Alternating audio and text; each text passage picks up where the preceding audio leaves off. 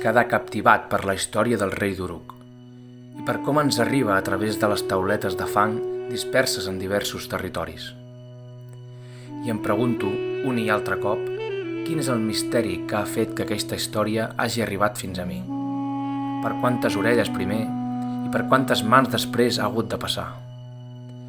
I quants esforços per recuperar-la, traduir-la, entendre-la, reconstruir-la una i una altra vegada.